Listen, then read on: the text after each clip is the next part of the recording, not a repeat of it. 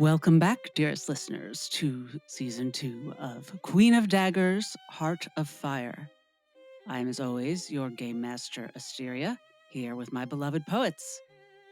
In Lacuna, we have been exploring two paths, two timelines, with the present and our memory of just a few days previous in Boreas. But now, in the present moment, two of our poets, Lemma and Ginny, along with Ginny's childhood friend, Victor, have stumbled upon their librarian and primer, Cathonia, whom they have not seen since they left some time ago. It was quite a surprise to stumble upon her in the middle of the wood when they were searching with Tristan's thieves' compass for the at least twice stolen art book, great works of a great realm, which we know is very important, though we still don't quite know why. Though the compass's trail has gone very unfortunately still all of a sudden. They followed the direction it had been leading, and there was their librarian, quite shocked to see them at her campfire, demanding to know why Evelyn's father, Primer St. John Ravenwood of Vespertine Conjuries, believed strongly that Lemma had stolen this book, originally from his libraries. It is nighttime now, as the four of you, two fawns, two humans of very different ages but similar academic pursuits, two wordsmith bards, specifically, sit around this little campfire and compare notes. She got the letter, well, the day the book came. I don't know if that's a coincidence. From Sinjid, from her father. Evelyn didn't know anything about that? No, I don't think Evelyn knew anything about... I think if Evelyn had known that her father had a message for her, it would have been more apparent. Well, I think that's why Mantua didn't tell her. She got a very angry letter. Ravenwood was going to come to the Conjuries and take Evelyn with him and had some plans for you. Some not so nice words for you. And I wanted to stay because since I knew the Ravenwoods a little bit when I was a primer there before I came to Larksong, and I thought maybe I could help smooth things over, which now that I'm hearing myself say it, I get why Mantua didn't think that would work. But she gave me the book and told me to go. Wanted the book gone before he got there. Same as you kids. And then that was all before whatever's been happening, and she looks up at the sky.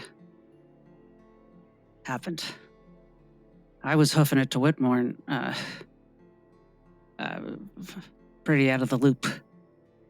Well, those of us in the loop don't know a whole lot more than you do, I don't think. So, Mantua knew about this when she sent us to Coramel? Oh, yeah. That's why she didn't go. And that's why she sent you early. As far as she knew, Ravenwood was going to show up the next day, and she did not want Evelyn around, or you around when he did.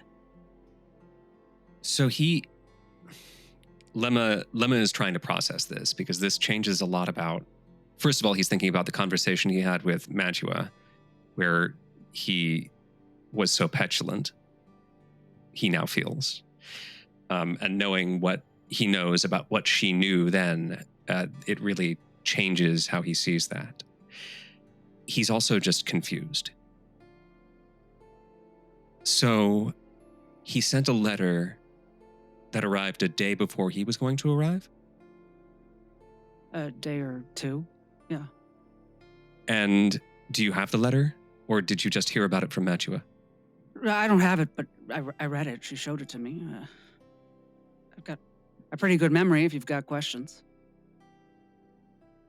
I mean, I want to know what the letter said, but Ginny, if I would also like to know what the letter said, because this letter was just such a mystery to us.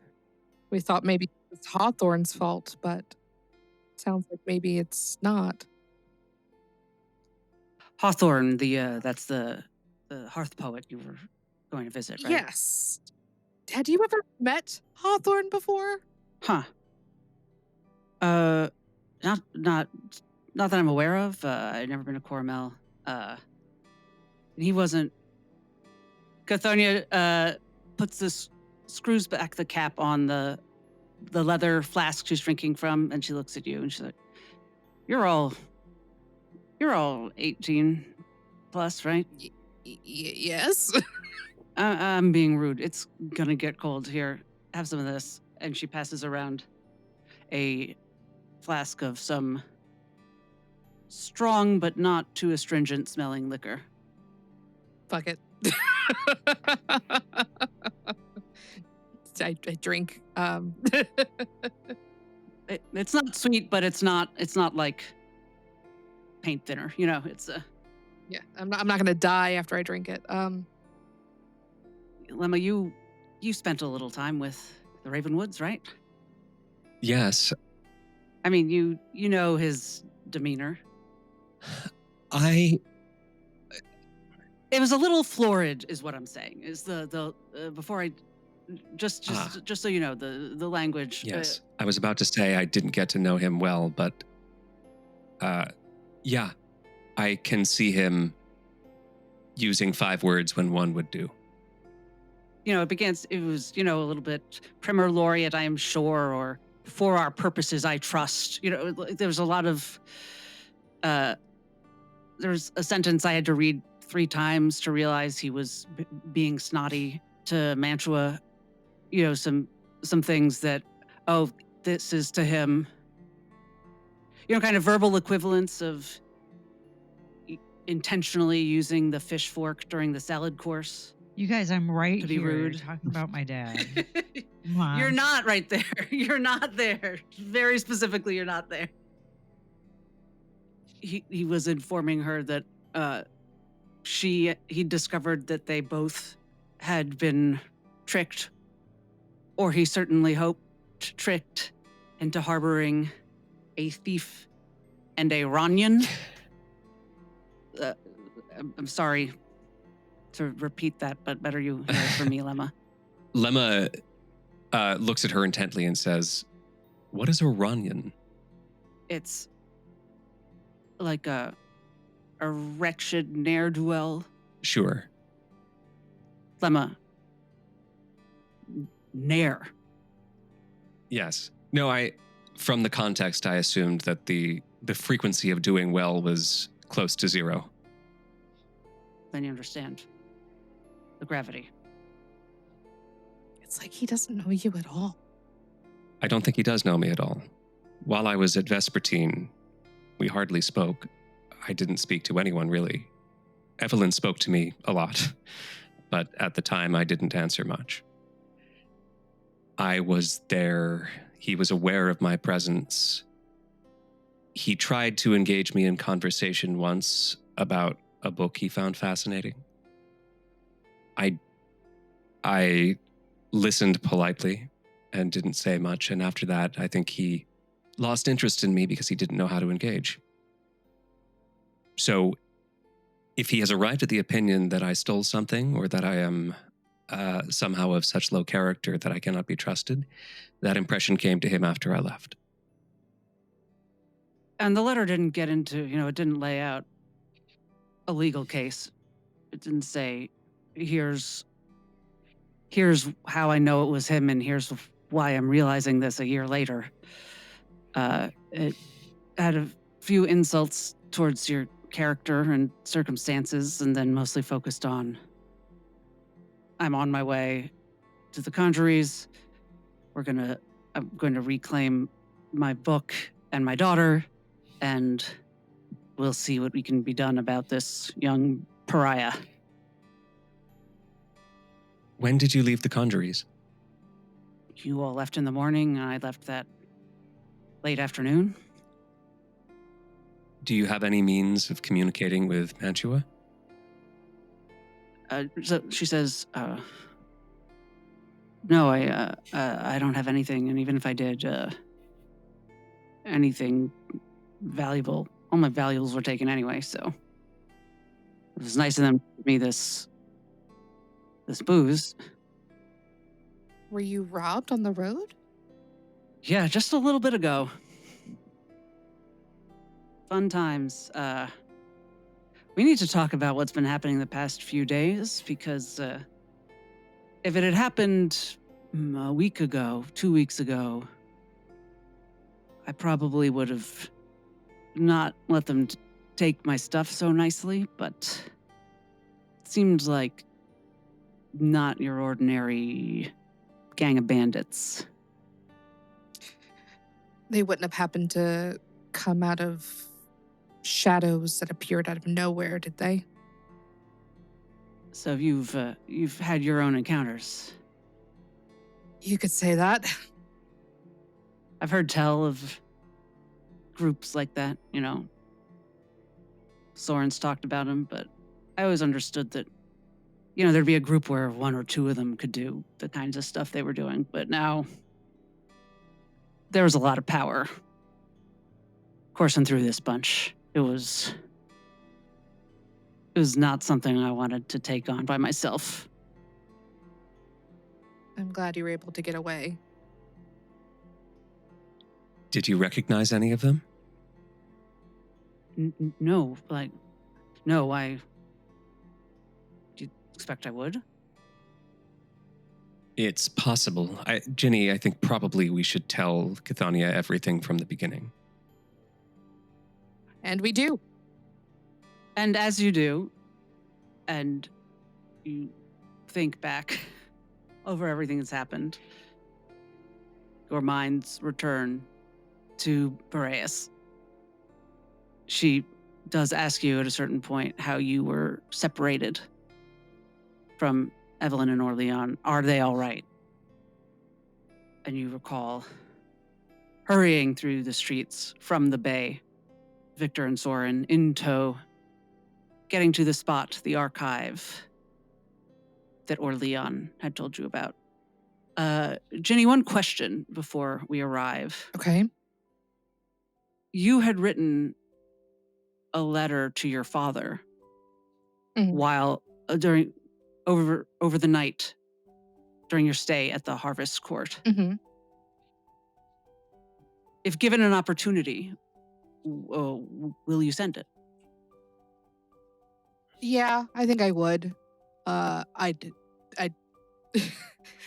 know it's probably not a post office box, but I could see like her standing in front of like one of those boxes and just be like, do I put it in? Like just like going back and forth like this, and then eventually she'll just shove it in there. So whatever the equivalent is for that. You know, Boreas has a central post station, and there are people, usually young people, who make money bringing things there. You know, doing like sort of odd job runners. Always, at any time of the day. It does not matter when you go to the Boreas Central Post Office. It is always a mess, a zoo. It's the one thing that reminds everyone that even in Boreas there is chaos. And it is chaotic, yes. And you see a somewhat short young person yelling out on a corner, "Jobs, quick jobs, run your post, run a message, pick up your cleaning, who needs a job?" They can be a little pushy. You know, you would have never encountered this, Ginny, so you wouldn't have recognized this on their own. Is a run to Hornsbend a short job? A run to the post office, like they're literally yeah. offering to, like, you give them a coin and they'll take your mail to there aren't mailboxes, there's a central post station, and there's just like kids who make their money just like Waiting online waiting online, so you don't have to. Yeah. taking your stuff across town. I'll pay this tiny urchin. I'll play this soot covered urchin to run my post to the post office.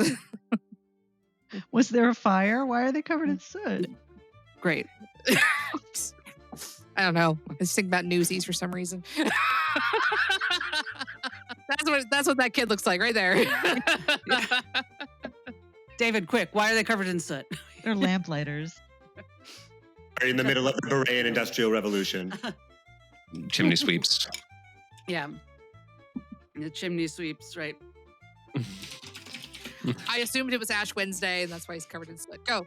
Yeah, it's the Ash once Festival. every 3 This is weeks. what in Ash Boreas. District. I forgot to You mention. know? This is all happening during the Ash Festival. They do soda ash. They do pot ash. OrLeon has brought us to the archive as it is a place where he knows they'll have privacy and quiet. Few go there. It is a place of preparation for the disposal of the dead.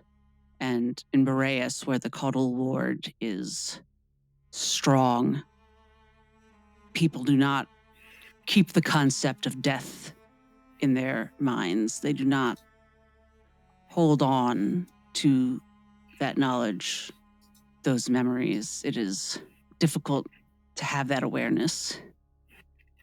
OrLeon has told us that anyone who is there is going to be something of an outcast.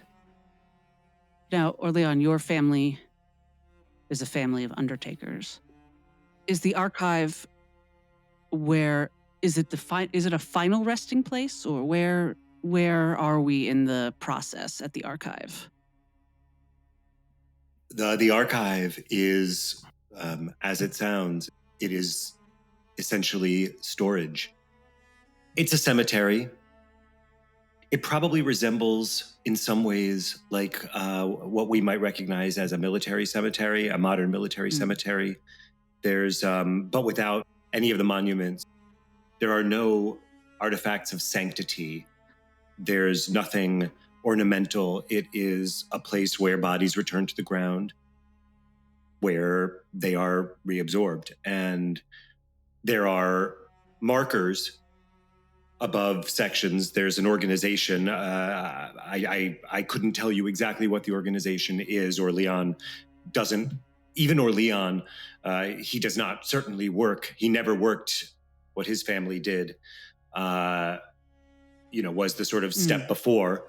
It was we're the ones that, it's the last time the bereft see the deceased. They come for a cursory Viewing. One can call it a ceremony. It is the closest thing to ceremony that there is in Boreas, which, again, we would not recognize as or note as particularly ceremonial. And then the bodies are prepared in what minimal ways they need to be, just to look sort of presentable, viewed, identified for the last time, and a few words are spoken, and then the bodies are taken from us and go to the archive. So, but within the archive there are markers. The markers are stone because it lasts, although of course it nonetheless, because of erosion, it has to be repeated. And they're just, basic records of a person's life, their name, key dates, some family connections. It's not a place to remember, it's a place to record. Right. The existences of people. And it's outdoors or indoors? It's outdoors. Visually like what we would think of as a cemetery. Yes. For the most part. Mechanically, I suppose, what we would think of as a cemetery. Bodies in the ground. Yes, bodies in the ground. It's clear cut, but it's grassed. Not like maintained grass. Makes everything a bit more efficient. To the other three, is this what you were expecting? And And Lemma, were you familiar with this concept? Have you been someplace like this? I think this is the reason why Lemma spent so little time in or near Boreas growing up, is that there is this very different attitude towards death and remembrance. And there's very little uptake of Eligious practices as a result. And I think Lemma, his attitude towards his tradition has changed a great deal over the course of this journey, but he still sees this and feels a kind of distaste about just the really different emphasis, the emphasis on recording just facts rather than story. And also, Lemma actually didn't, the Elegists don't really go to graveyards that much. They conduct ceremonies typically in the home of those who have passed, and then they leave, and whatever, the body doesn't have a whole lot of significance. It's all about the spirit. So being in a place that's really just about bodies and facts is, Lemma's hackles are up just being here. Katie. Evelyn is also having an unexpected reaction. She has an ability that she hasn't used from the is it the Glory School? What's my other domain? Splendor. Splendor. So she's heard intellectually OrLeon explain what this place is, how it is like literally an archive of facts and figures of the population. But she has this final words ability that allows her to speak with dead. So what she is sensing here are thousands upon thousands of untold stories. And it makes her uncomfortable. She kind of part of her wants to just start digging and start talking, so that the souls here can have their say, a say they were never invited to have. She's very disturbed by this place. And we'll come back to that. And Ginny, as you approach the gates of this, before we step in, what's Ginny's reaction? You know, how is she used to, how do they do things in Horns Bend compared to this? Obviously the size of this is going to be bigger, but Oh, definitely. I mean, she's looking at a city of the dead, which is not something that she expected to see, even in a place that's as large as Boreas. They don't bury their dead in Hornsben. We burn them and spread their ashes over the fields, return them to the soil. So to keep them is just a completely foreign concept to her. So very strange, just the size of it. Maybe she would be able to comprehend it if it was like a small town graveyard or something, but it's literally a city full of bodies. You just are giving me something interesting to think about, maybe for later. All right, you all arrive. And OrLeon, you have or have not been in the past? I have. Yeah, it's in a way, it's a place that no one in Boreas, it's never spoken of. It is never made reference to. Many people in Boreas probably only vaguely know it exists or may not know it exists. It may not ever have come up in conversation. And so it doesn't need to be particularly guarded in any kind of a policing sense, because the only people who go in there are people who have a reason, who work there in some way, you know, the record keepers or the archivists. But so it's not policed, but OrLeon, because of his family's business, perhaps, I mean, most directly because of his family's business, did have an awareness of it, and unlike, I guess, the rest of his family, also had a curiosity to go there. And so he did. He went there with some, I wouldn't say frequency. I mean, it's haunting. It's a disturbing place to be, but for him also strangely his sense of isolation made sense there. So it was a place he would go to kind of be alone. And you start to see some other other people who wander around there. Yeah. But as I said before, the people who are there are people who are there because they don't make sense in some way at that moment in the rest of the city. And it would be roughly afternoon by now, I suppose. Sometime in the afternoon, the archive is limbed by a low stone wall. It's a border more than a barrier, though the gate is much taller than the wall. It arches up, metal pattern that is deliberate, though not elaborate. There's a sense of wings, and then wings above and sturdy legs or trunks going down. But at any rate, the gate is open. It's perhaps funny to think of the gate being open or closed, as though anyone couldn't just go over the little wall. But it's clear that anyone could enter, and anyone is permitted to enter during these hours. As you do so, and I would imagine OrLeon would enter first, there's a very specific feeling of crossing, because as you do this time, OrLeon, your first time entering as a kindled poet and entering in this world that might be different, and you don't know which of those factors is more significant here in your experience. You feel the ward or the power or whatever force it is so strongly. It's like the air is massaging you as you walk. It is warm, it is palpable, palpating.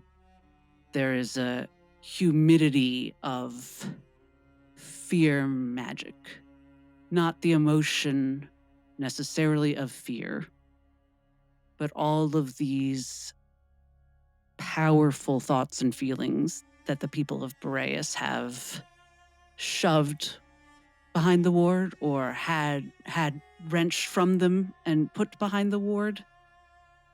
The air shimmers in front of your eyes as though on an incredibly hot day. I am assuming that the rest of you enter. Yes. Lemma, you've made a few references since our encounter with Metis, and more specifically with whatever emerged from that archway when we learned the name Passion. You've referred to multiple voices. Hearing, seeing even, if I'm not mistaken.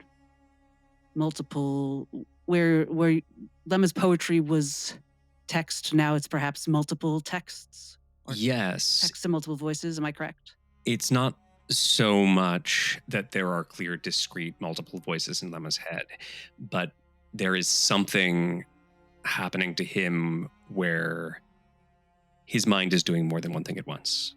And that feels really, really distinct. As you walk in, this effect, there's an exponential change. There's an exponential increase to this effect. The way you've been feeling the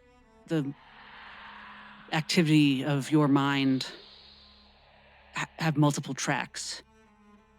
Now it has multiple tracks and multiple intonations. So if I say multiple voices, I don't mean like multiple speakers, but there's still your own, if your thoughts have your voice, I don't know if it's that literal, but let's say it's your voice in many different tones at once. And it is intriguing, but very distracting. And in addition to that, there is a very faint hum of some other sound underneath, which we might return to later. Evelyn, as you enter, you have almost an opposite response to Lemma's, which is you suddenly have this feeling of clarity and focus, a feeling of pathways before you, that I can find that feeling. This was explained to you as a spot where information is buried, and you suddenly feel that if you start walking, your feet will take you to the answers you seek.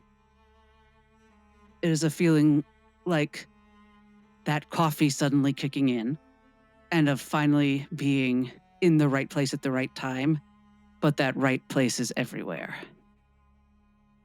Now, Ginny, this is interesting for you because we have, I think, found the intersection, the spot where Ginny is most unlike the other three in her poetry.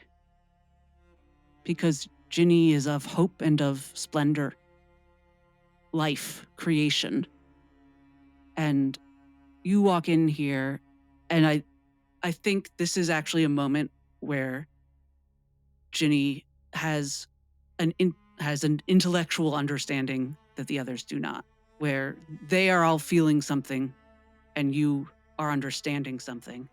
You walk in and you feel that this is a great source of poetic energy and power.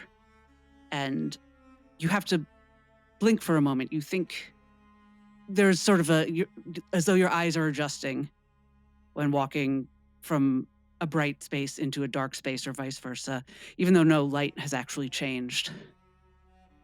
And you do think you see glowing spots, which you realize are the living people who are walking around. You realize that they are glowing not just because they are alive, and that they are not literally glowing, but what you are seeing is not just their life force, but their poetic force, that the people who were already here, the two or three of them that you see are themselves poets. And you look at yourself and your friends and you see that same aura of yourselves. The ward is so concentrated here. It is almost a bulge from all the fear that has been stuffed here, that it is emphasizing everyone's powers and hopes as well as fears. But the way these strangers are glowing, fear is not an enemy here. You understand Ginny as, and obviously I'm not making a role, you as someone who believes in service of your people, that you are seeing poets who are drawing power from fear, but it is as a form of service. And Soren says, "Did it get colder? How did it get? Is there a breeze just when we walked in? That's strange." And Victor says, "Oh, I didn't feel anything." And you are in the archive. I'm not sure Evelyn can help herself. I think she immediately starts following that instinct towards answers. All right. I will have you make some kind of roll. Do you want to ask a specific question? Like, are you... Well, right now she's just following that I can find that for you feeling. I don't think she even knows what the question is. But I think that is too intriguing for her to pass up, especially after the last couple of days, So for right now, I think she's just following that instinct. Great. Give me a roll. I would like to use I can find that for you. Yes. Hang on one second. Remind myself of what I can do. And I think this place is so profoundly, not disturbing, but impactful, that I'm going to use Adept, where when I utilize an experience, I can mark a stress instead of spending a hope. And if I do, I can double my experience modifier for that roll. Great. So +1 +4. I think that's very fitting for here. All day. Yeah, it seems like it, right? And I rolled a 15 plus 5, 20 with fear. Evelyn, you are drawn towards an area towards the back of the archive. You immediately start walking, and as you do, you feel the various plots fall into categories as though they're sections of a library, and they're almost color-coded to you in your mind. And you pass by sections that are tugging at you a little bit, like that might be interesting, that might be interesting. You are going straight for this section at the far end. And since that will take her a second to reach, as you see her go, what might anyone else do? OrLeon. He walks through the gate, which he has done so many times, but every time he is jolted by the whistle-like song of the family of thrushes that lives on the gate. So he is standing there in reverie, enjoying that sound when he sees Evelyn take off towards the back of the rear of the cemetery, and he has a blip of a feeling that there are places that should not be gone to, and he doesn't really know what that means, but he does understand that somehow. And then just immediately, calls, Evelyn, where are you going? This gets the attention of one of the people who was already here, an archivist, we'll call them for now. And someone approaches. Someone tell me what a distinctive garb might be for a person working in this place. Any item of clothing. It's a full body covering, almost one as few openings and seams as possible. But with white gloves. Wonderful. And as this person approaches, and you've obviously seen this attire before, OrLeon, and suddenly for the first time you think, aren't they hot? It's because to you, you're now experiencing the air here is so sauna-like, even though you're not sweating. And OrLeon, give me just a D20 roll. I love that I'm rolling a D20 following the question or the thought, aren't they hot? Here we go. Okay. feeling the steamy atmosphere and the steamy atmosphere in the archive. Well, now there will be 2 dimensions to this roll. 19. Okay, so yes, you do know this person, and yes, they are hot. So you hear, OrLeon, haven't seen you in a while. So now, OrLeon, please describe this hot NPC who works in the graveyard, whom you haven't seen in a while. Ex-boyfriend? It's your punishment for rolling too high, is that you have to just give us the basic description, and maybe we'll all add some embellishments. So, can you tell me what you've already told me? They work here, and they said, OrLeon, haven't seen you in a while, and they were drawn over by you calling after Evelyn. I think we've literally learned. Well, they're hot. And they're hot. Oh, well, we know they're hot, yeah. One of my rare sexy NPCs. I don't think I've stated a gender or an age or anything, so up to you. You don't have to. No. No, I just mean you don't, OrLeon doesn't have to be into them, but just they are objectively hot. Okay, understood. Which doesn't mean conventionally hot. Everyone just like the viewer, the audience doesn't have to agree. Canonically hot is what I meant, not objectively hot.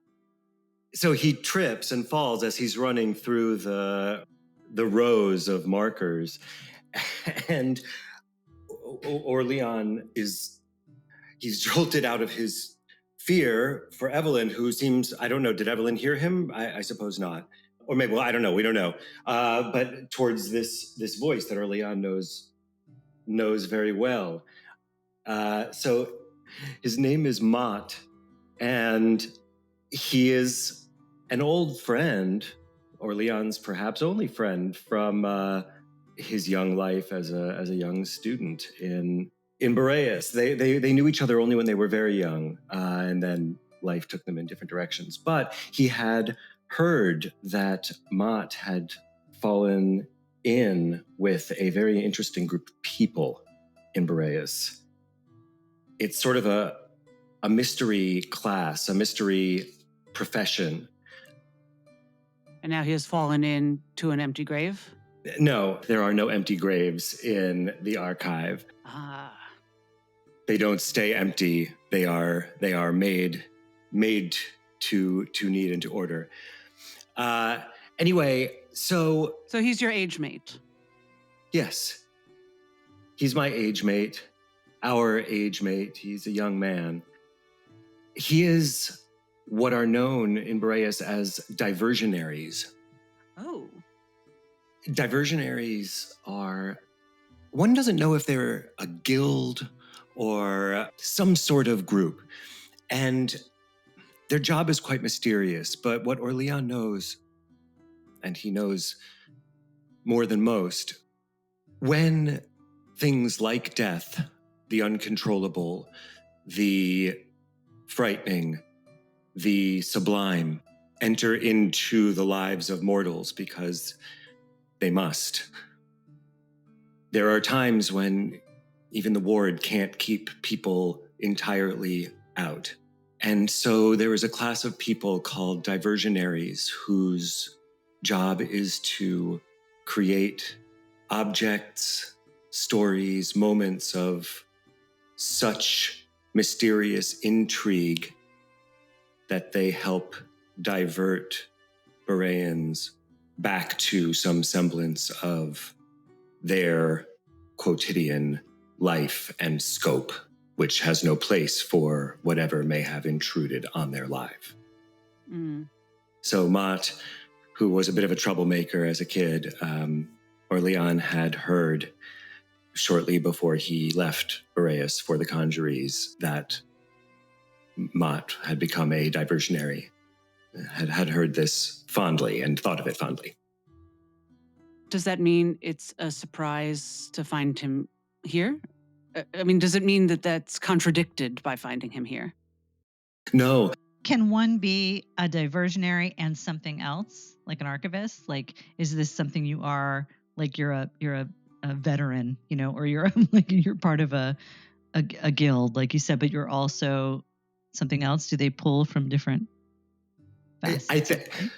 I think the elder diversionaries, I think they are, for the most part, full-time diversionaries. I think for younger ones, there's a period of time, but it's also not just about supporting themselves in that process. It's also about, in a way, learning the world, because the objects they make, you know, the moments they create they're so rich with mystery that the diversionaries, in their own way, they're not poets, but in their own way, they have to be in touch with some of the darker sides of life in Boreas, the things that ones are trying to avoid. So they're often to be found either working in a place that deals with such topics, or just exploring such spaces as research.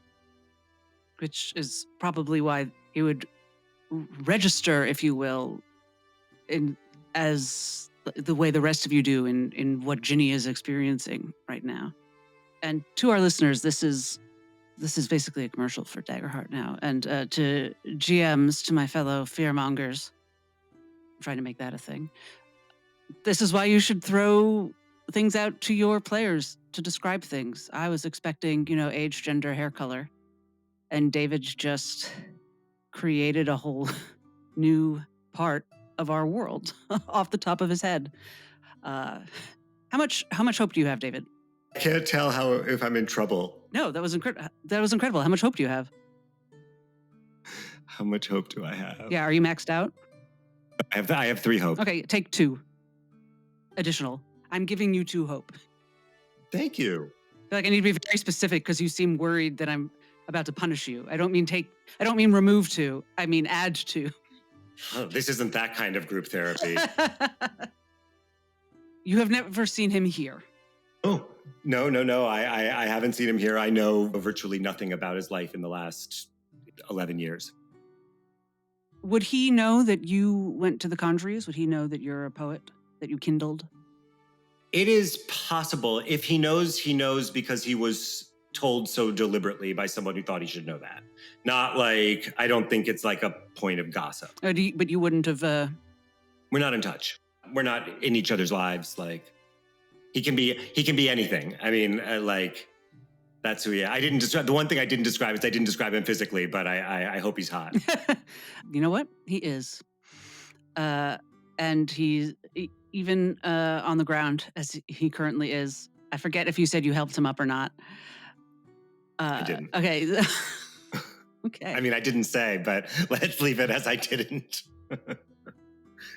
You hear, yeah. OrLeon, I haven't seen you in a while, and he trips and falls, and he's looking up at you from the dirt in his one-piece garment with his white gloves. I help him up. Ginny helps him up.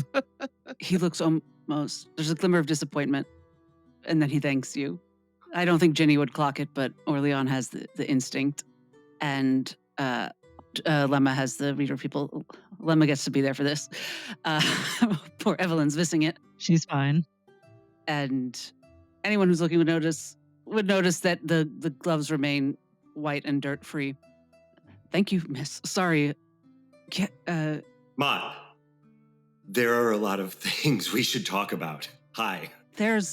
I think we're in a moment of crisis. Something happened. Right. Something happened today. Just now. We could feel it at the bay. Yes. Something happened. Many things have happened. How long have you been back in town? Long story. 2 days. There's been an enormous rupture in our world, and we are at the center of it. Me and my companions here, including the one who is running in that direction, who I was calling after at a moment of great urgency when I saw you. You're not here. You're not working at the shop again. This isn't. You're not here on family business. No. The family business no longer exists. Family no longer exists. Long story. Oh. But for story for another time. Yeah. Hope if we're lucky. Hi. And he does a sort of bow with a hand high on his chest, like almost at his throat. It seems like it's probably an archivist thing to the others. Mott. All are welcome at the archive, should they wish. Lemma and Ginny. Was Lemma still there for all that? Or did he do something?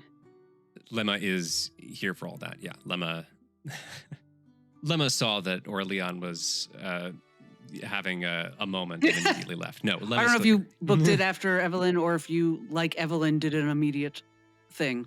I think when Lemma got in here, he spent a moment of just like recovering from a head rush, from the sheer overwhelm of what's going on in his head in this space. When he recovered, Evelyn was gone, and OrLeon was like next to Ginny, who was helping up this objectively very attractive young man. So, J-Ben and Carmela, do you feel like we're all caught up and I should throw back to Katie, or is there something either of you would like to do before I do that? Oh, David, go ahead, and then I'll... No, please. Or I guess question for all three of you. I want to know what Evelyn's doing. I just say, maybe I just say to him, is it dangerous for her to be running that way? It is so nice to see you. And I think we have a lot to talk about. Over dinner. Dangerous. I love how we came here so that nobody would bother us. We immediately run into your oldest friend in the whole world.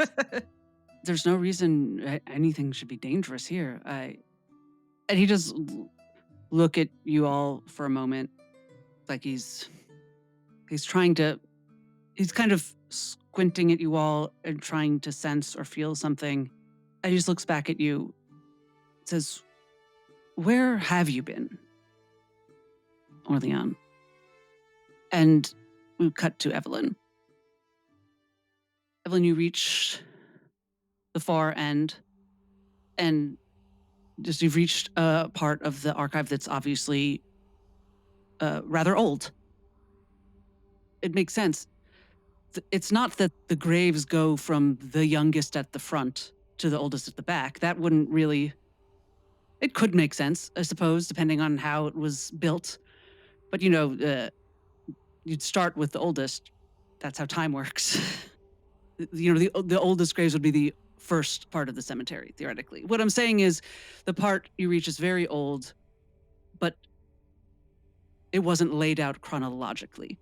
These are over here not because of chronology. Do you know what I mean? Yes. And because you realize that, what you realize next is that they're all roughly the same amount old. And they have a similar lack of information. Some of them have a first name, some of them have just an initial, some of them have less than that, and they all have the same death date, roughly 300 years ago. Like they all died at the same time and it was just too much to gather all the information for them? You don't know if it was too much to gather all the information, but you know that is the entirety of the information. What little of a name you see, and the date, which was the same date 300-ish years ago. You can ask me more questions, you can make a roll. I did leave something out, which is that you are still carrying the Heart of Fire, are you not? I think so. I don't think you offloaded it to anyone, so yes. As it was pinging during those strange happenings at Harrow Bay, now you feel it humming against your hip, let's say, in your very, very deep coat pocket. Well, there was no time when I felt that sort of pinging from the Heart of Fire by the bay, right? Because there were enemies and there was things to do. There's nothing immediate happening right now, so I think Evelyn would like to take this moment to make some kind of roll on what the fuck is going on with the Heart of Fire. Is it and can she do anything with that? Like, is it saying, "Hey, I'm here, use me"? Is it like an implement, or is it responding to something in the atmosphere or in this place or in the ground or whatever? Like I think I'd like to make some kind of knowledge check to figure out what's up. Are you taking it out, or are you just... Is there anybody around? Are you looking? Yes, I look around to see if there's anybody close by. And now I will use the fear that you rolled. Yeah. And there is, as you were thinking this, you feel the humming, you want to take it out, and you look around you, and you see they're not stealthy. Like, I'm not going to roll perceive versus hide or anything, but you're being watched by an archivist who's sort of, in large plots like this, there are little sheds, there are little... Mm-hmm. There are little buildings in large cemeteries interspersed, especially along the edges.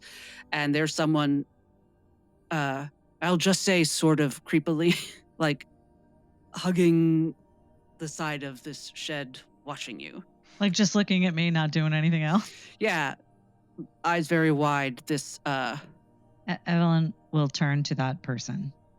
Oh, hello. would you describe this person? I think they're small. Well, if they're dressed the way that Mott was dressed, so they're covered head to toe. I think it's difficult to tell too much about what they look like, but I think they're small in stature, almost childlike, but not a child. Do you think young? You mean, or just? Yeah, or just slight. I mean, they could be very old. I think it's hard to tell. Did you envision a certain gender? No. When David said they were covered head to toe, I picture them looking like nuns, to be perfectly honest. So I think it's really hard to tell anything. Perfect. About them. It seems to Evelyn, and maybe this is just her trying to make sense of something, that they are supposed to not look like individual, that they are all supposed to look the same. I think they're all supposed to look neutral, or just to listeners, that is the garb. There's no corollary here to any. That's not what we're trying for. Don't worry. Yeah, it was just what I. No, we're not roasting any churches in this moment. It's just that's the garb. I'm in like jumpsuits. Yeah. I love that. I love that they can be in jumpsuits or they can be dressed like nuns. Yeah, they're nuns or they're nuns or they're like superhero sidekicks. It's up to you. Yeah. But I think, to the point, Evelyn is distracted right now and has something she very much wants to do. And you see these owl large eyes looking at you from this small face. Hello. They see you, see them, and you just see eyebrows lower, not in anger necessarily, but in focus. What brings you back here? I'm not quite sure. Curiosity, probably. And they shuffle towards you, hands clasped. As if they are very old? It's certainly awkward and stiff, but you cannot tell. It's a good question. Curious about... Is there... And she already knows the answer to this question, but she wouldn't know how to relate that, so she wants them to talk about it. Is there an order to the way these souls have been placed? And they cast their eyes down a bit. Often there's an order, and sometimes there was an order. I notice all the dates here. To be fair, the end date is the same. Was there some sort of an event? Oh, yes. Even though so few visit our departed with these Boreans, it was barely safe to archive them at all. We do believe that all our dead must rest somewhere and be recorded, but... Why was there resistance to performing that rite for these? And they tilt their head and look at you curiously and blink as though adjusting to something, and look you up and down, but almost as looking for something. They're not appraising your appearance. This is the thing, isn't it? Even the histories today don't teach about certain things, certain events. I'm a student of history. I'm curious about many things. And there's a glint through their eyes. Then you might already know about the Heretics of Hope. I have seen a book of that name. Well, some of them were from Boreas, and this is where they rest. So is this date 300 years ago, is that the date of the This would be when Porphyry died. This would be when the Lord of Iron was imprisoned in mortal form. This would be when the Fourfold Court got busted up. Yeah. When they tried to raise the Queen of Daggers. But it's not the original war of the gods. It's this more recent sort of uprising, right? Yeah. You've kind of heard mixed things about to what extent the queens killed all of Harrows and Rain killed all of the heretics versus you've also been told actually it was other people who killed all of them. Yeah. Or maybe there's some version in between. So maybe the information on that is lacking on these things is a lack of care to archive these particular people in the way that others are. Or sort of taboo. Right. I think is what this person is implying. Yeah. That this is as much as they're allowed to have. Do you tend this area? Yes, I'm not the sole caretaker of the heretics, but I come here often. Are there those who won't? Likely. No archivist would say so. I do find on my rounds it is more in need of weeding than other areas. And how long have you been doing this work? Not 300 years, if that's the question. No. Is it all right if I spend some time here? Yes, I'd like that. Very few are here at all, but I don't think I've ever seen anyone drawn here directly, aside from myself, when I first arrived. And you are drawn here? Yes. Do you know why? Yes. Have you sensed a change lately? Everyone, all of us have sensed a change. All of the archivists? And those like us. Poets? Poets and the sensitive. You are a poet, yes? I am. Are all the archivists poets? Mostly. Sometimes we have an apprentice who doesn't need the education. The atmosphere here is...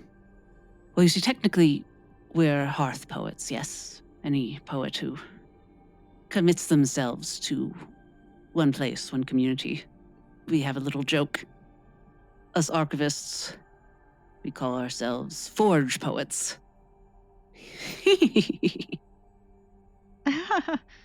Because it's like fire, but much stronger and hotter. It's there's a lot of power here in the archive, and not everyone can stand it. Not everyone can stand it. Is it dangerous? They look at you. Oh, you're not feeling that pressure or heat or a racing mind or shouting in your skull. I definitely feel something, but it doesn't feel too much to handle. That's very interesting indeed. What do you feel? I feel a vibration in my bones that took some getting used to, but now it's sort of a dowsing stick for me. I know where to go when I'm getting warmer, that sort of thing. I've come to quite enjoy it. I think now I would feel bereft without it. And what does this dowsing rod point you towards? It depends on the situation. It told me I should come poke my head back here. How many royal courts can you name? Off the top of my head, certainly Evelyn can name more than Katie can. How many can... Literally the number, how many would Evelyn name to this person? She would name two. The Harvest Court and the Zephyr Court. Yes. But she is as scrutable as they get, just so you know. So the fact that she knows there are more courts than that is probably not, she's not going to be great at concealing that. But she doesn't think it's safe to say. Harvest and Zephyr, yes, of course. But I think you've heard of another. I think you've heard of the Crucible Court. Is that Glory's court? No. That's Dagger's court. Oh boy. If you're comfortable here, I think I know who sent you here. Surely that court is no more. No. No more. And yet, these poor souls were punished for seeking it. Punished by? Someone, their fellows, their rulers, but more importantly by history. They were deemed unacceptable. Does that say anything to you? Evelyn wants to be very careful here. There's so many things I don't want to say, but they actually don't apply to this world. Like, she wants to talk about how history moves in cycles, but it doesn't in this world. That's all right, dear. I know. It's difficult to talk about such things. But I don't see why history would bother to erase a fool's crusade. A quest for the impossible. History would erase The negligible. the dangerous. I'm sorry. Who are you? I am Ysid. I am an archivist. I am a believer in following my path. I am no one. Though I have had the honor in my travels outside the city to speak with great someones. After all, I am a poet such as yourself. I've attended conjuries. I know some histories.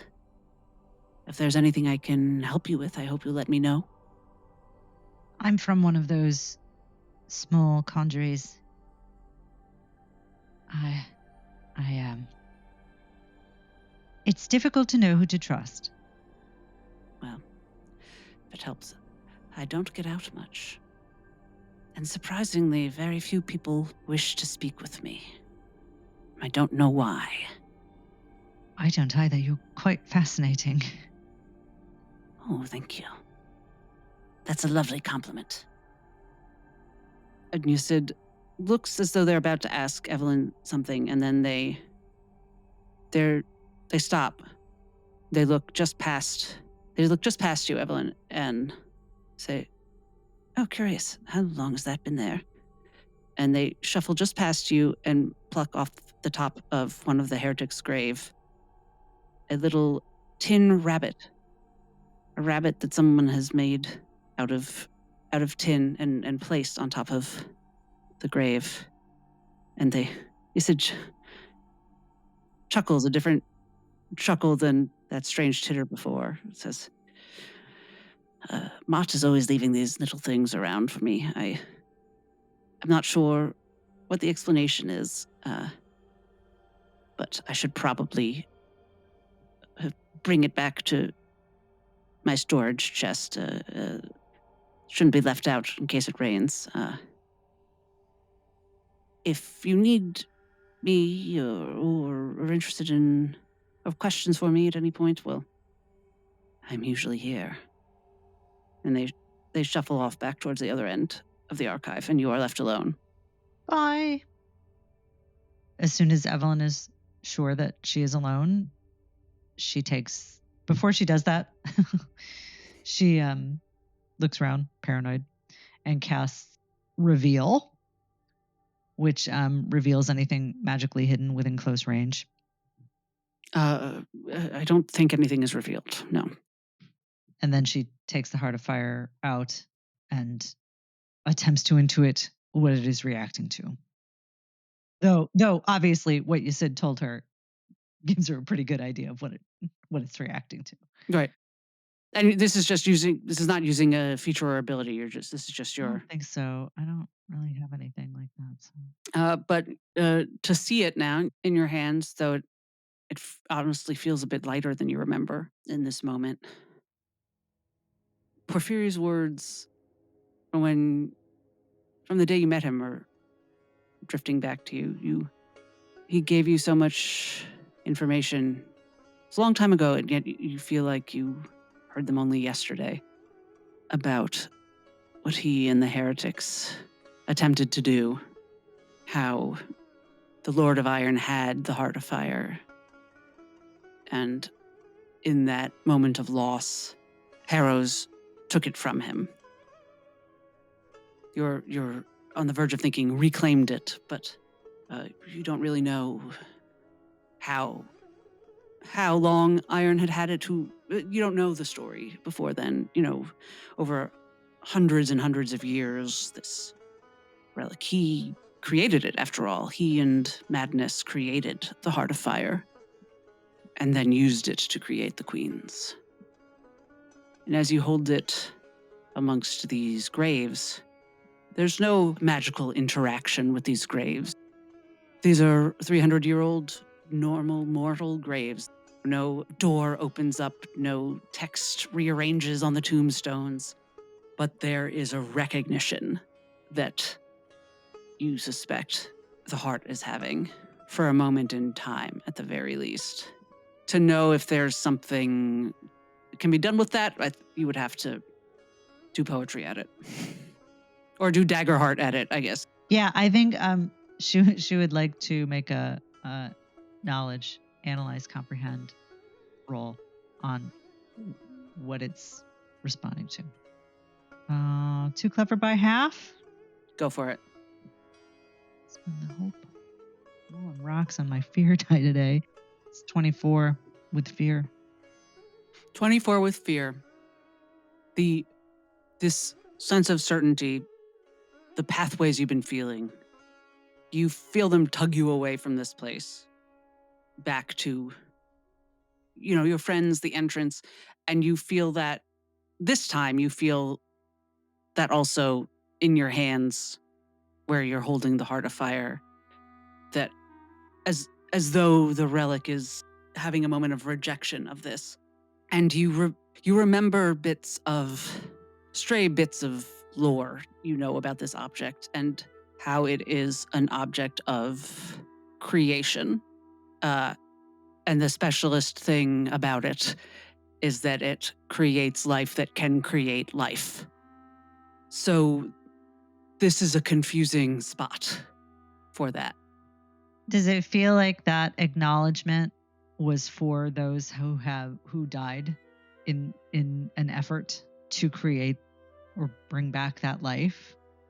Yes. But that they are not useful.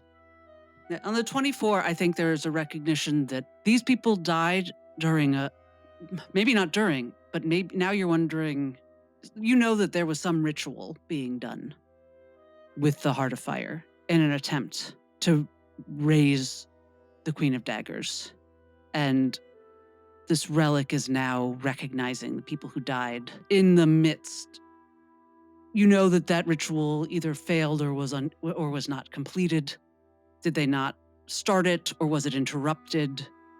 Did these people die as part of the ritual? Is a question you're wondering. Yeah, that is what she's wondering. And she's wondering if it's, she's not going to do it now because there are just people wandering around and this is like a mission that would have to happen. But she's now thinking that in order to understand the ritual that failed, which might help understand how a different ritual might succeed, she might have to talk to someone who was there. And two people who were there. Porphyry. And the Lord of Iron. So these bodies would be last resort. Why do you say that? Because they were there. But there are people who are living who were there. True. I mean, it's easy. Yes. Yes. It's easier to talk to Porphyrian. Well, not that I have any idea where they are, but it's easier to talk to those people than it would be to talk to these people. But because the corpse has to be in front of Evelyn in order for her to talk to it. Right. I forgot that you would have to dig up the body. Yes. I don't recommend that, to be honest. Yeah, that's what she's saying. Like, well, there are witnesses here, and that could be useful. But she, like now she's like, maybe, with all these archivists running around, and one in particular who favors the spot, doing that would be a side quest that maybe they don't want to embark on. I think we can say that the Heart of Fire was perhaps a step ahead of you on that, and is saying, don't do that, and is pulling you away. Yes. That's totally what she's getting. Great. She may be confusing her ability to do something with that being the thing that is affecting her in this place. That when she walked in here and she felt all that energy, she might have associated with her ability to speak with dead, even though it's might be connected to something else, perhaps her connection to a fear queen. That's what's going through her mind right now, that when she walked in, she saw this place as a literal archive of stories that she could access because she can speak with dead people. But I think she's understanding now that was a misinterpretation of something else that's going on here that you hinted at, and that she doesn't know that her other friends are feeling right now. But exactly, yeah, you know what I'm saying. So yeah, you're having a particularly harmonious experience of how this affects place of fear. Yeah. So if you wanted to be an archivist, if you wanted to be you could hack it here. That's a question for another time. Yeah, for sure. Yeah, that's a retirement question. She's taking the information from Sid, but also from the Heart of Fire to be like, okay, pull back. Hang on. Let's not rush into anything here. And she will return to OrLeon, Lemma, and Ginny. And as you're returning, so you've, I believe, shared with Mott that you are all revising poets. Is that correct? Yeah. And he says, so first of all, are you all right? I know this place is an intense experience for people who understand the ward. I'm not quite like you, but I don't know what I am, but I'm in between, I guess. Are you, how are you all? Do you need anything? Which is how the three of you learned that what you're experiencing is not unique, but not universal. If you hadn't already figured that out. Yeah, I don't know. I don't know how everybody else is feeling. For sure, I feel an intensity here. Something is different that I don't remember feeling when I was younger. How's Ginny doing? This place is kind of suffocating. It's intense and overstimulating, and whatever this energy is, very thick around here, and she feels that she's going to choke on it. And when Mott looks at Lemma, how does Lemma look? Does Lemma look fine? I think Lemma looks like a little less inscrutable than he usually does. He looks, if Mott were very good at reading people, Mott might get the sense that Lemma is somebody who seems to be perseverating on something uncontrollably, or having a very low-grade panic attack that he's basically controlling. And he says, just remember that what you are seeing or hearing or feeling is part of the blood and love of our city. And it's not our people's fault that they're separated from this. And if it's feeling intense to you now, then you know how difficult it would be for them to carry on their own. Would you like to see our poet section? You say it like this place is a library. It's called the archive, Miss Ginny. Ginny. In a way it is. This is where we keep the memories of passing. This is where the endings of stories live. It is a library for the endings. I think the poet section might be a good place to talk. Yes. Jabin. As Mott says that, Lemma mutters to himself, and it wouldn't necessarily be audible as anything but muttering unless somebody was very close. But he mutters to himself, this is not where stories live, it's where they're bound and silenced. And that's all. He just has that thought out loud and then goes along. He doesn't say it to Mott, but it's possible that Mott hears it. Yeah. What happens is Mott looks at you, and you don't know if he heard it or just wondered, did I hear something? You're not sure. He looks at you. His eyes are gorgeous. And then he leads you to a different section of the archive. It's a bit sideways, not necessarily out of the way. David, would every part of this, do you think, look exactly the same? It's not for visitors. There wouldn't be a fountain or there's nothing memorial, you said. Yes, I'm remembering now. There's, like a library, this is just the section where the poets are kept. As far as OrLeon has seen, there is nothing ornamental. This is the warehouse at the end of Raiders of the Lost Ark. Though what is noteworthy is that this seems like a bit of almost an extension in that while what you've seen of the wall, and Evelyn, you catch up with them, there's a bit of a kind of a recess in the wall. It's as though they knocked down part of the wall and then built another little square off the wall. There's nothing that makes it seem like this is lesser or hidden. And that's almost what's peculiar about it visually is it's just other. It's just a few feet outside, though still completely accessible. I think Evelyn meets them there, walks up and says, oh, it's the poets section. Yes. And to you, Ginny, there's no light from graves, but the light of the sky, you're blinking and you have to hold your hand up to see. OrLeon, you feel the heat intensifying from this section. Katie, as you say, Evelyn immediately just knows this is the poets. And Lemma, this might get a little overwhelming. We'll probably do a roll. These are people who had so much of the power that is thick here. And in many cases, feelings about these people were shoved away. There are interesting ways in which poets are and are not spoken of. So there's I've used the word refraction a lot, I feel like, but there is a way in which it's not just a question of more.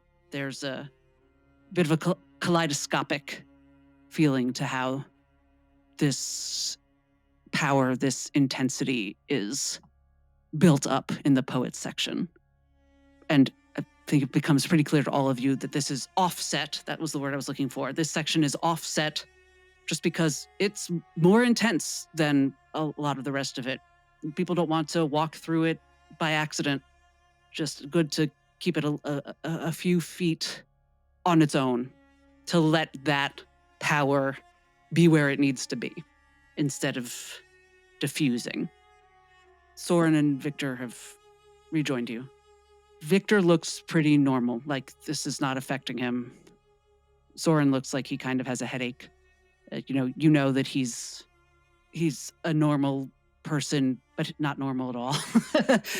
He's got a little bit of that. He's a little sensitive to things like this, even though he doesn't have any powers, or almost no powers. Does everyone feel okay to stay here and talk? I know this is intense. It didn't used to be this way. OrLeon asks his friends. As long as we can do it quickly. And you can see I look a little green, like I'm nauseated. Evelyn eyes Mott sideways. Evelyn, this is Mott. I used to know him. He's An archivist. yeah. Yes. Mott, it's very nice to meet you. Would you mind excusing yourself just for a bit so we can talk privately? Of course. Thank you. And he walks a ways away. You know, he's still visible, but yeah, out of earshot. I'm sorry to say this, friends, but I know that we are in need of that book, and finding that book involves leaving Boreas, but I can't go. Why can't you go? Because my mother is imprisoned in Harrow's castle, and I'll not leave her. Well, now I have another reason to feel sick. We need the book in order to do what we need to do with the Heart of Fire? I believe so. I won't be idle while I'm here. I'll study the Heart of Fire, and I'll try to find out as much as I can about what we need to understand in order to make it work one way or another. Lemma is slouched against a wall with his hands on his knees, sort of like, he looks a little nauseous, and says, I feel, Evelyn, that this is yours to direct, so tell us what to do, but I hope you will do it quickly so that we can leave. And he heaves a little but keeps it down. Too much fear energy for the hope heroes. Lemma does the thing that when somebody tells you not to vomit, where you close your eyes and nod firmly. Oh no. He tries to let all the tension drain from his body. And he says, I'll be okay, one moment. And he actually wants to open up his consciousness and try to hear the stories of the poets around him. I'm going to have you do a roll. It's not about vomiting. I would like you to do a reaction roll. I guess a presence reaction roll, yeah. Okay, so remind the viewer, not me, because I definitely understand, but the listener, how does a reaction roll work? It's basically like a saving throw. So you roll your duality dice and add your modifier. Mm-hmm. It does not generate hope or fear. Mm-hmm. And to give context, what you are rolling is basically for mental stability as you open yourself. And I'm making that presence partially because you are doing this intentionally, and it is a very bardic thing to do. It's sort of like a conversation. You know, you don't want to...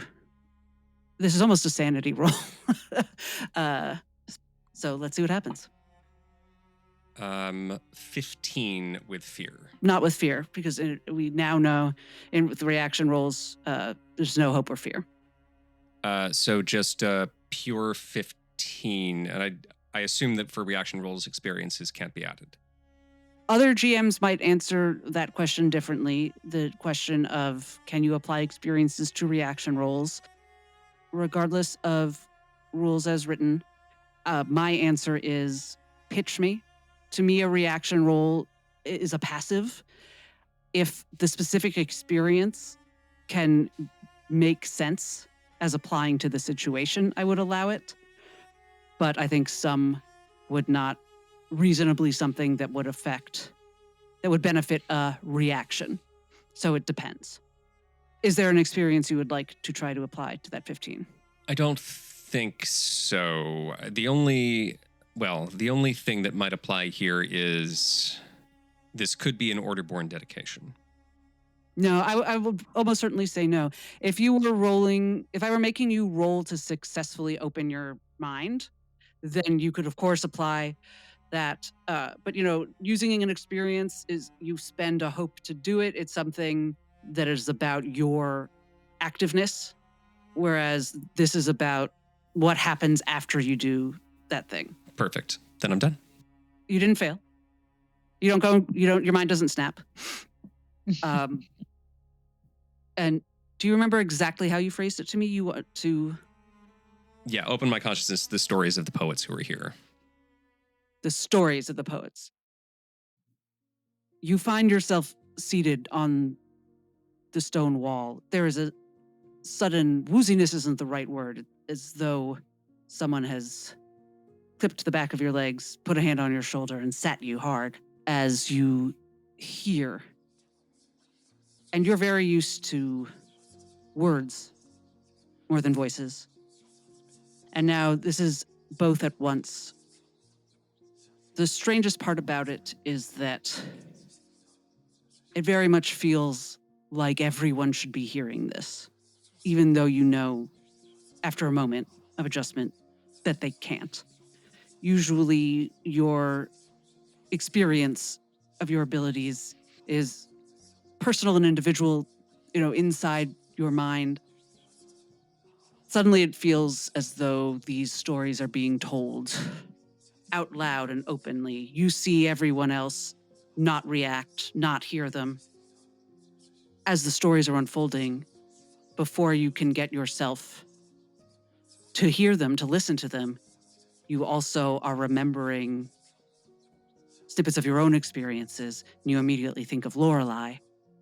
You think of the elegy you saw her give for the fallen Shadowjacks, and something she said about the one that Ginny faced down, that he didn't think he could belong anywhere in the world until he found the Shadowjacks and found a place he belonged.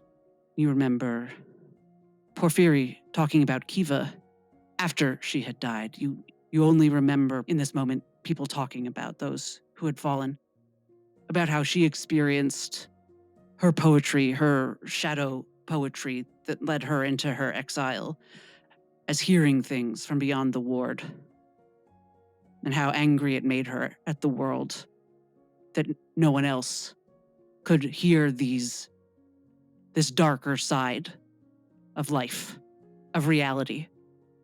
You wonder for a moment if this is how Shadowjacks are made. And then you begin to hear, just as you wished, stories about these poets.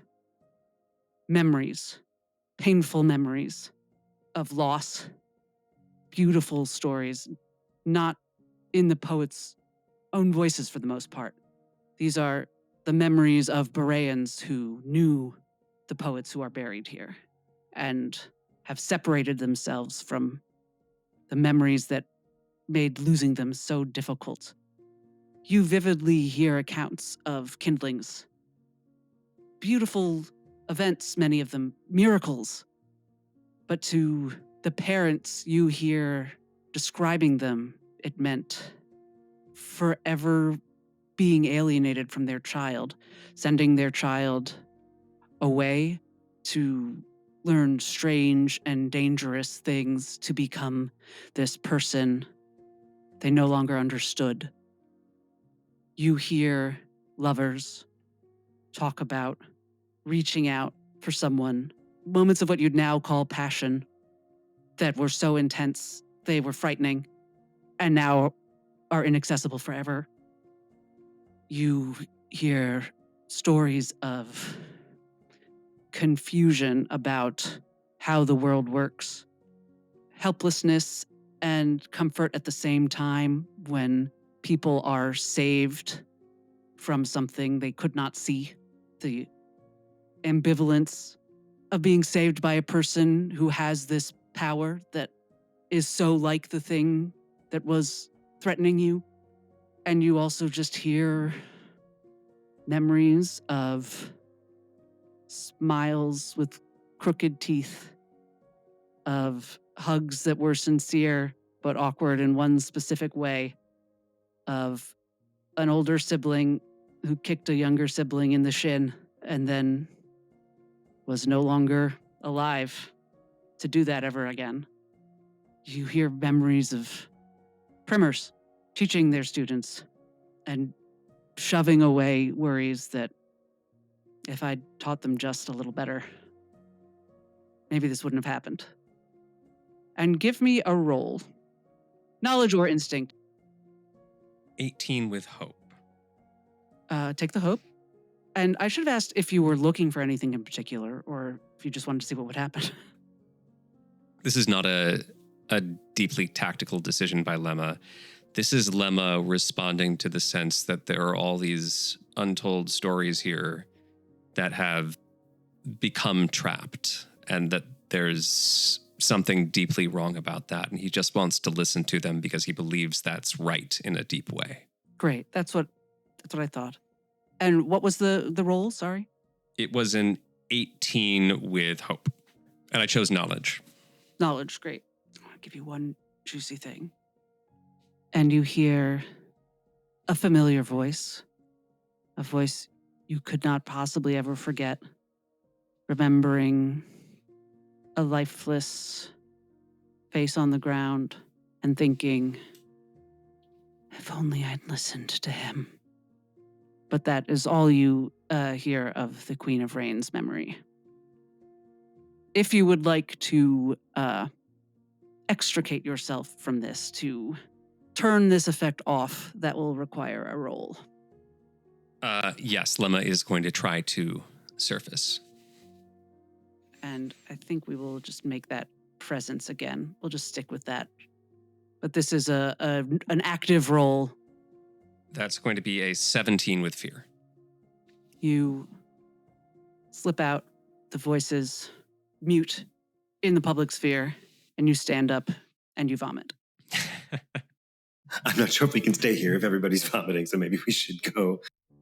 I think before we depart, if you're going to go for the book, if we're going to stay here, if we're going to look for your mother, which of course we will do, I think we also need to think about, I mean, at this point, if we're thinking that we're going to bring back the Queen of Daggers, I think how that goes is going to depend on what we do between now and then, even as we try to understand how to do it.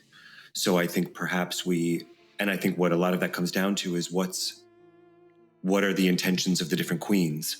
What are they going to do in the moments of these, in these confrontations? And so maybe we need to make our contacts with the people in the different courts, to the extent that we have them, and try to consider.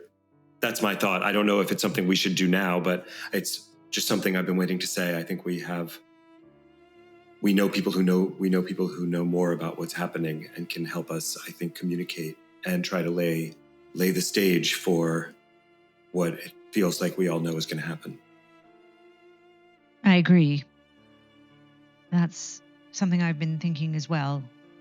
Information gathering is critical, but I don't want to overlook what OrLeon just said. Are we moving in that direction?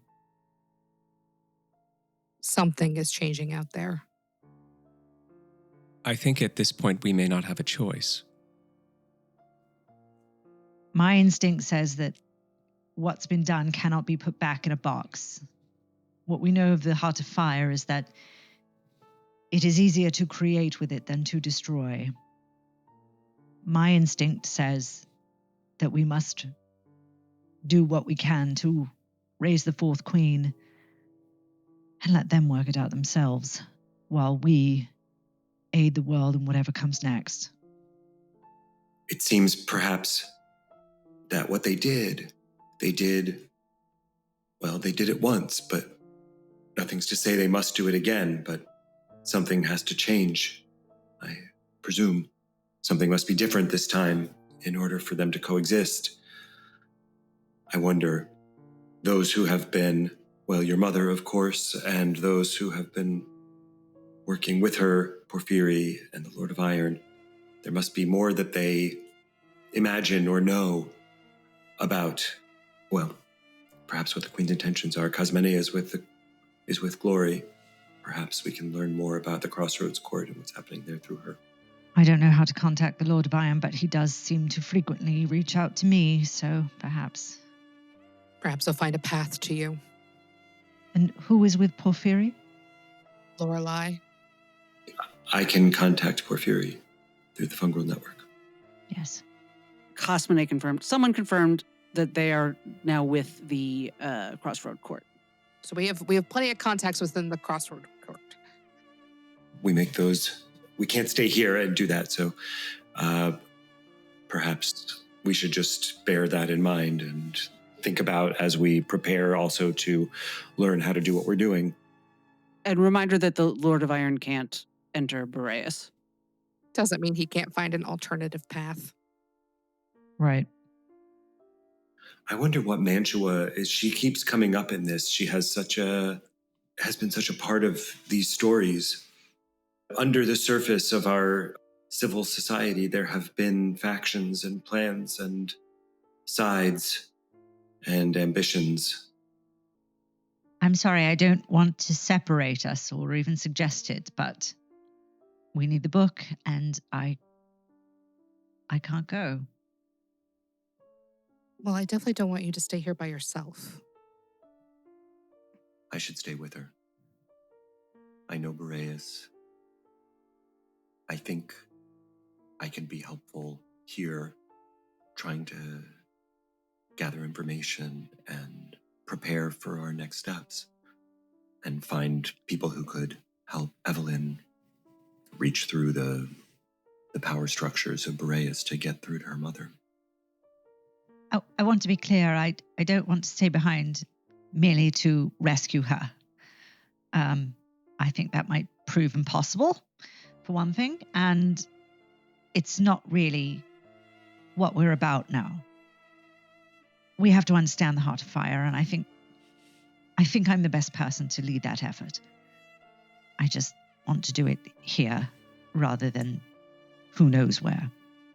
But my mother wouldn't be imprisoned if she didn't know something that we might need to know. So I'm not taking a rescue mission completely off the table, but it's not the priority.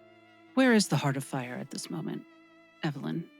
It's in my pocket, where I tucked it away before. You feel it pulse in a way that you haven't felt before, just faintly. You're actually not sure if you feel it or hear it.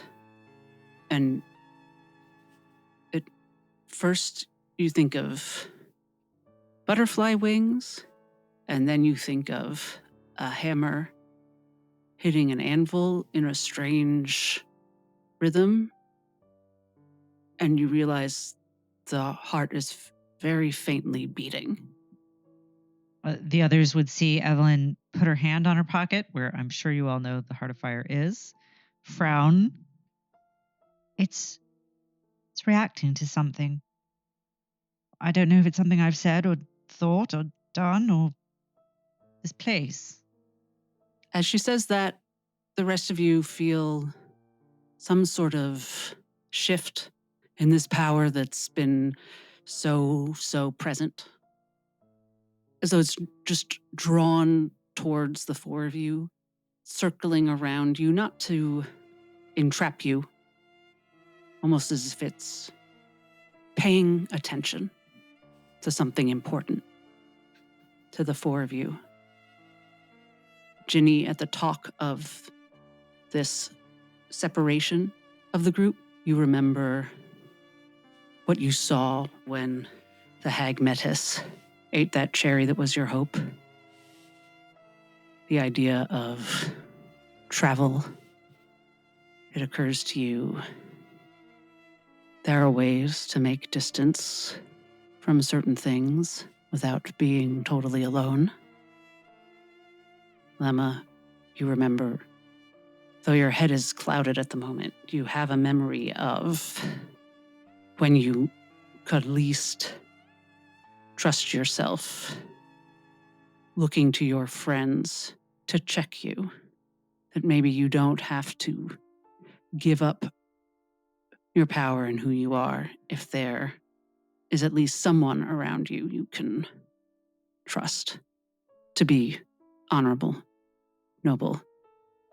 And OrLeon, you remember that these death rituals are isolating, but also they unite us. That there is a certain fear you have of isolation, but here you are, the four of you, in the archive, surrounded by death, but not forsaken. And those glimpses of those memories take you all in this moment. And the faint beat, you don't know if it stops, but your awareness of it does, and that moment passes. It's gone now. We've just put on a very public display. I think if anyone's going to leave, they may want to go quickly. Lemma looks a little pale. He has looked a little pale the whole time we've been in the archives. He gathers his strength, looks Evelyn dead in the eyes, and says, I hate this plan, but it makes a lot of sense. You make it make a lot of sense. It makes sense for me to go. I know the road.